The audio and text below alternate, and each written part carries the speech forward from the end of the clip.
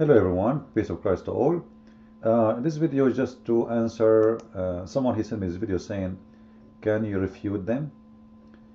For sure we can refute any Muslim claims, especially those who speak about miracles in the Quran, because they are nothing but a scam.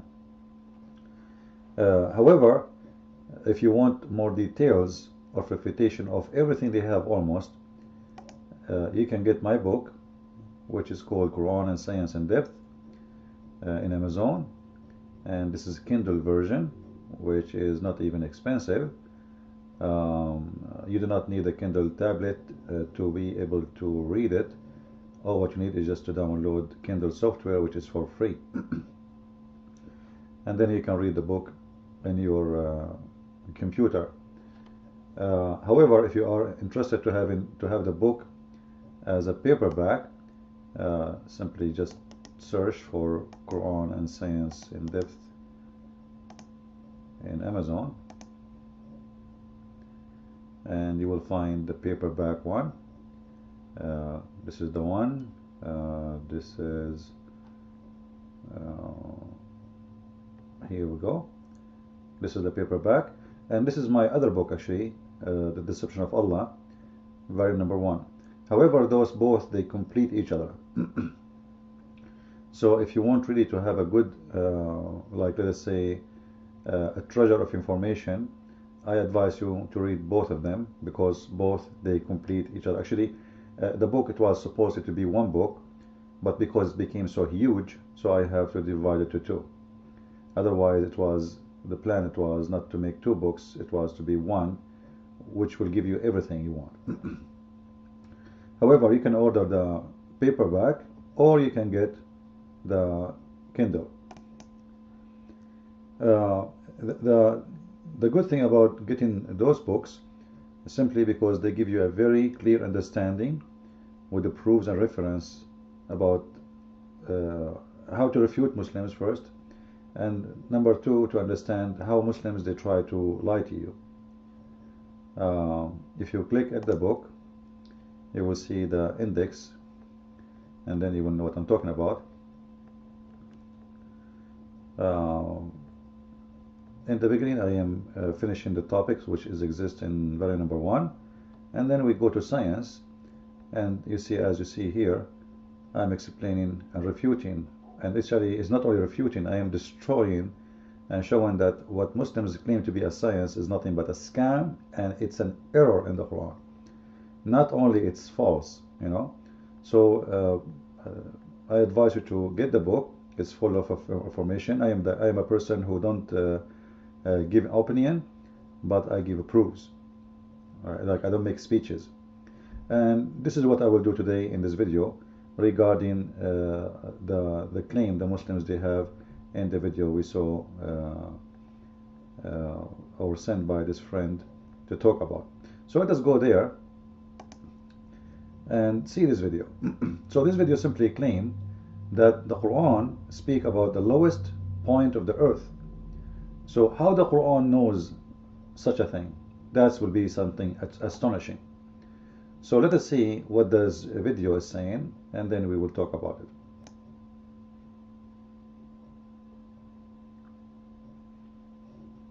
Allah is talking about the Romans. They were fighting with the Persians, and Romans lost, and the Persians won by the Dead Sea coast, like what is modern day Israel, Philistine, that area, right? So they defeated the Romans. The Romans lost, and the Persians won by the coast, okay, by the Dead Sea coast. And the Quran says Rome was dominated in the lowest earth. Like literally says the lowest earth, which is strange language. It doesn't say lower earth, because it's like lower elevation. It's kind of like a dip in the ground, the valley, you could almost say. But it didn't say low earth. It said the lowest of the entire earth, lowest earth. And I was, just looking up the geology of it, because I'm not a geologist. The lowest point on the earth is that coast, geologically speaking. Huh? That's yeah. That literally the coast. Underwater, the lowest point on the earth is somewhere in the Gulf of Mexico. Above water, the lowest point on the earth is exactly the coast where the Romans lost, like geologically. And the Quran says Rome was defeated in the lowest earth. I'm just starting to think there's something going on with this book. There's things being said that people didn't even ask about when it was first coming down. They didn't even ask about. I wonder what that means. And now we know. Now, if we analyze what this person says, we will find in his claim nothing but a lie, and it's very easy to prove it. You do not even need an effort to prove the lie. Starting from the meaning of the word adna. If you listen to him, he translates the word adna as the lowest. Listen carefully. By the Dead Sea coast, like what is modern day Israel, Philistine, that area, right? So they defeated the Romans. The Romans lost and the Persians won by the coast. Okay, by the Dead Sea coast. This is the first lie. The war between the Roman and the Persian was not by the Dead Sea. You can go right now. You can search for Hercules. He was the leader of the Roman at that time.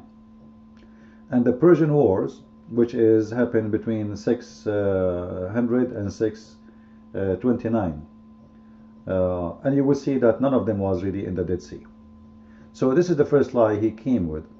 And the Quran speaks about the defeat of the Roman. That was when they lost Jerusalem. When they lost Jerusalem. And this have nothing to do with the Dead Sea, and not even close. And the Jerusalem is a very high point and level of in the ground, and the whole claim is a hoax.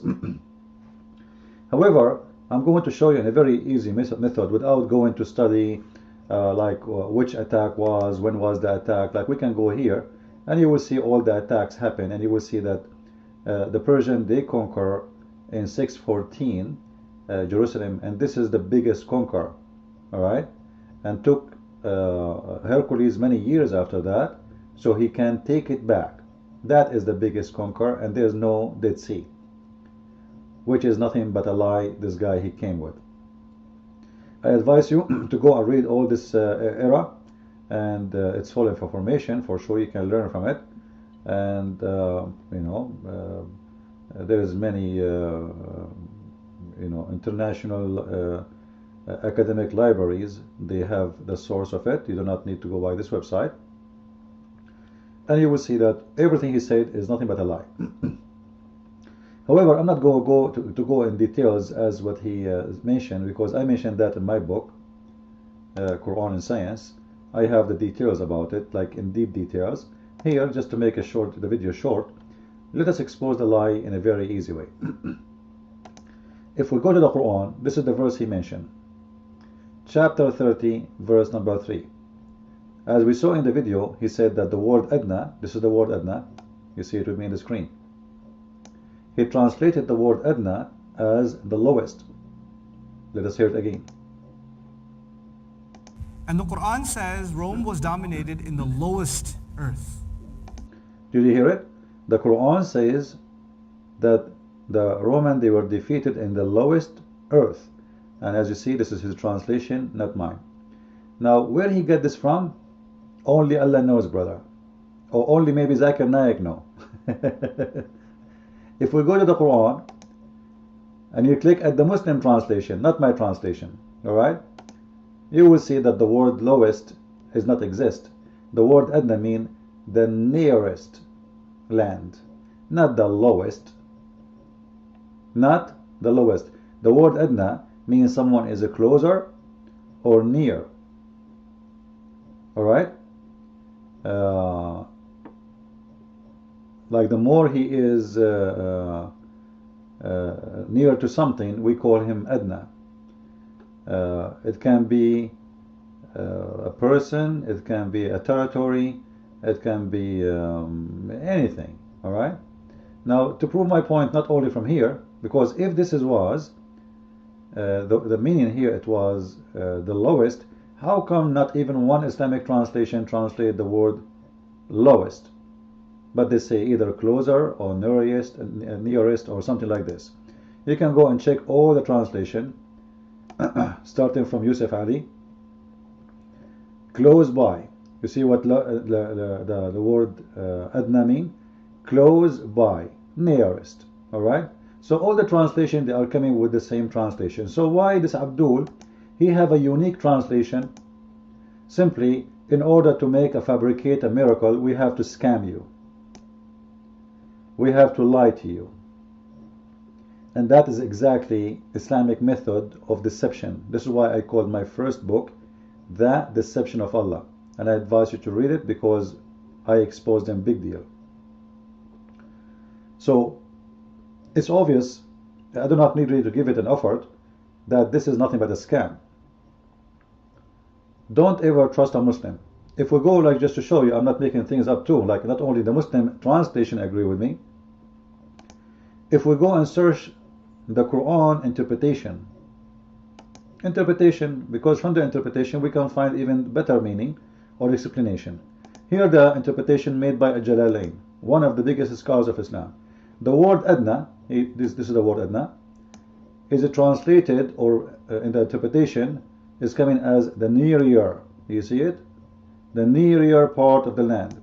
So how for this His Majesty, this guy, this Abdul, this scammer, all right, how it became lowest, only Allah knows. All right. So simply, this is nothing but a fabrication. They know that you do not know Arabic, so they say to themselves, first, the Muslims, they will never question a Muslim lying about Islam as long he is, let us say, promoting Islam.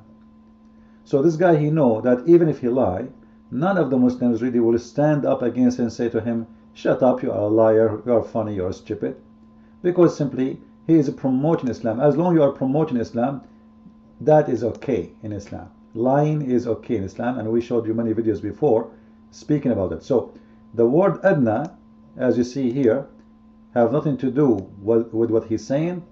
It is just a word mean the nearest piece of land which is close to us.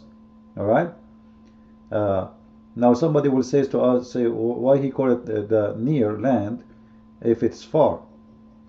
Actually, it's not far, as you think. Right now, even Saudi Arabia, one of the battles happened between the Persian and the Roman. It was in Tabuk, and Tabuk already is part of Saudi Arabia today. So this was not really a far away place. However, this is how the Quran called it, and as you see, this is how the translation coming from, or coming as. Now, if we change even Jalalain, just to show you, it's not only this and that, and those are scholars. We will go to Ibn Abbas, the cousin of the Prophet. All right, let us see what Ibn Abbas says. You see, it's the same. Ibn Abbas is not someone anyone can say he is stupid. He is the only one named by Muhammad, prayed by Muhammad to be a scholar, the only one in the Islamic history. What Ibn Abbas is saying?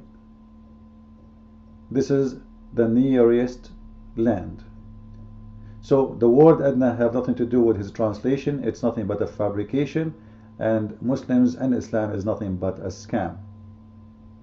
Now in here, if you read my book, you will see how many mistakes I found in this verse regarding the date, the defeat, the winning. First of all, the verse itself is very funny. Why? The Roman and the Persian, they have hundreds and thousands of war together. Like, can be small battles or can be big ones. But is it a secret to know that today you lose, tomorrow you win, tomorrow you win, tomorrow you might lose? It's a war. So what a big deal when you say today they are defeated, tomorrow they will win? Nothing. There's nothing there. However, the mistake in there is in the verse after, where he says في بضع سنين. في بضع سنين. If you go to verse, the next verse after this verse, it says في بضع سنين, as we said. بضع سنين in Arabic, it has to do, or have to do, with the years between 3 to 9, like 2, 3, 9, and as a maximum, which means it cannot be 10. So if this is a prophecy, the prophecy is wrong. Why? Because when he used the word bada, that make it maximum of 9 years. 3, 4, 5, 6, 7, 8, 9, that's it, maximum. If it's 10, it's false. If we go and read the history, we will see the following. That they lost Jerusalem in the year 614.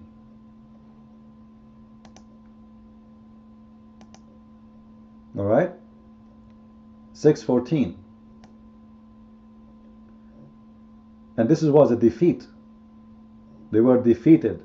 All right? So the Roman, they are like, that's it. They give up.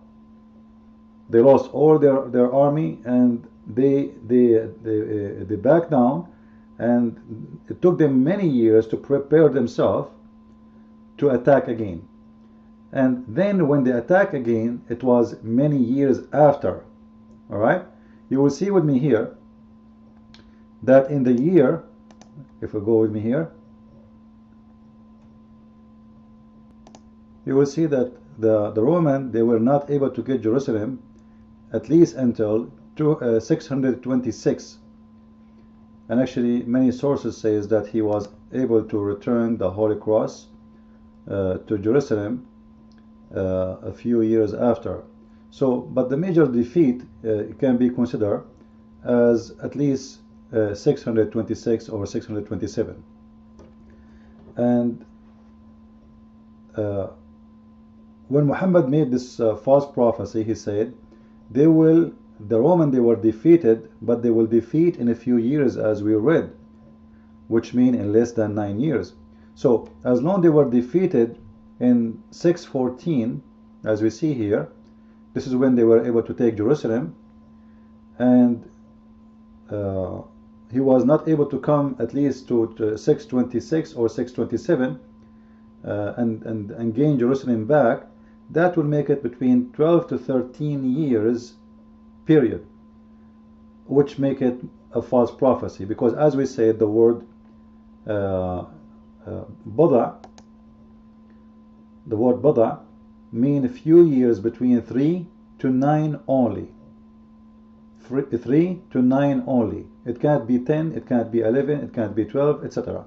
So again, this is a very clear false prophecy Muhammad he came with. So don't listen to Muslims' lies. Always use your brain, and don't ever trust a Muslim. It doesn't matter what he's saying. Even if he's saying to you he's wrong, there is something fishy behind him saying he is wrong. He will not say, a Muslim, he will not admit that he is wrong. A Muslim, he will not be honest, because we showed you many times in the Quran that Muslims are allowed even to take false oath. And this is one of the verses, chapter 2, verse 2 to 5. You can click at any translation. You will see that Allah will not take Muslims accountable for making false, untruthful oath. Allah judge Muslims by their heart, not by what they say. So a Muslim, he can lie to you, he can even take an oath, as long your intention in your heart is not what you are saying. So the intention for a Muslim when he take an oath or false oath for you is to defend Islam. Therefore, Allah will not take him accountable for what he said. All right? He can take an oath which is not truthful, simply because he is defending Islam. Because in his heart, his intention is not really to lie as much it is to protect Islam.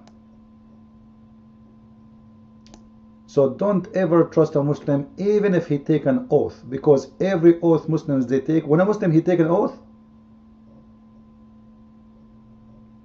it's mean he is lying to you. It's a solution to convince you of their lies. I hope you did enjoy this video. Spread it, share it, and feel free to post it everywhere. And don't forget again to read my books, Quran and Science in Depth, and you can get from Amazon, or you can get The Deception of Allah, which I advise you to read both of them. Thank you very much. Christ is Lord, Islam is false. Amen to that.